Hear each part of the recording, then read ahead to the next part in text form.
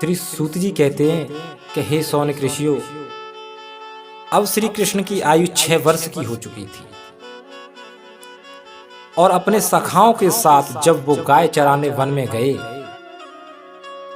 तो सुदामा जी ने कहा कि कन्हैया, यहाँ से थोड़ी दूरी पर एक उपवन है, उसमें बहुत से ताड़ के वृक्ष फल भी लगे हुए हैं, लेकिन उसमें जाने से एक दुष्ट दैत्य धेनुकासुर ने रोक लगा रखा।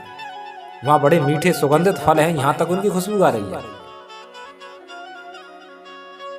फिर भगवान अपने सखाओं के साथ उस उपवन में पहुंचे। जैसे ही वहां वृक्षों को उखाड़ा, फलों को तोड़ा, तभी दुष्ट धेनुकासुर जो गधे के रूप में रहता था आ गया और बलराम जी में और धेनुकासुर में भयंकर युद्ध हुआ। बलराम जी ने धेनुकासुर को पिछले पैरों से पकड़कर घुमाकर ताड़ के वृक्षों में मारा, उसका वध हो गया। फिर धेनुकासुर के भाई सभी टूट पड़े और भगवान और दाऊ जी ने सबका घुमा घुमा कर वध कर दिया और सारे ताड़ के वृक्षों को उखाड़ दिया। श्री सूत जी कहते हैं कि हे सौनक ऋषियों, यह जो धेनुकासुर था यह पूर्व जन्म में बलि का पुत्र साहसिक था।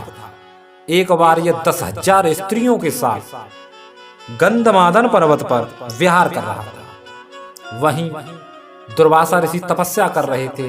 उनकी तपस्या में विघ्न पड़ा तो उन्होंने इसे श्राप दिया कि तू गधे की तरह भोगी है, सो मेरे श्राप से जा गधा हो जा।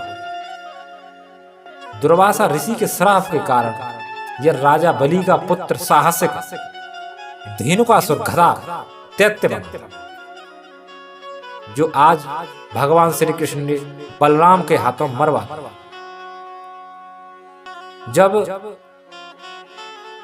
ऋषि ने इसे श्राप दिया है बलिपुत्र को, तो जब इसने ऋषि से बारंबार क्षमा याचना की थी तो उन्होंने इसे मुक्ति का मार्ग बताया कि मेरा श्राप निष्फल नहीं होगा, परंतु वैवस्वत मनमंत्र की 28वीं चतुर्युगी के द्वापर युग में भगवान श्री कृष्ण के द्वारा दाऊ जी के हाथों तेरा कल्याण होगा। तब तक तू यूं ही 4 लाख वर्षों तक इसी योनि में भटकता रहेगा।